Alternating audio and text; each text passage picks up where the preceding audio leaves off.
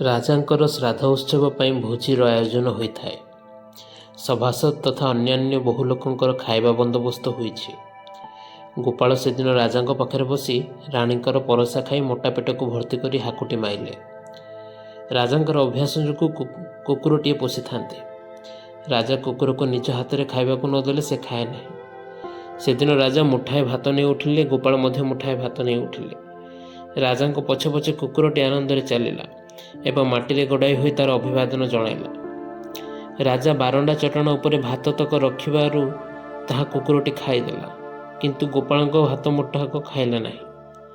ରାଜା ସ୍ମିତ ହସି କହିଲେ, ଦେଖିଲ ଗୋପାଳ, କୁକୁର କିପରି ସମ୍ମାନ ଦେଇ ଜାଣେ। ଗୋପାଳ ସଙ୍ଗେ ସଙ୍ଗେ କହିଲେ, ମଣିମା, ସ୍ୱଜାତି ସ୍ୱଗୋତ୍ର ବାରି ସେମାନେ ପଛରେ ଗୋଡ଼େଇଥାନ୍ତି। ଘୁଷୁରୀ ସହିତ କେଉଁଠି କୁକୁର ସାଙ୍ଗ ହେଲେଣି? ରାଜା ହସିଲେ, କାରଣ ସେ ମଧ୍ୟ ପରିହାସ ପ୍ରିୟ ଥିଲେ। ରାଜା କେବଳ ଶାସନ କରି ପ୍ରଭୁତ୍ୱ ବିସ୍ତାର କରିବାକୁ ଚାହୁଁନଥିଲେ।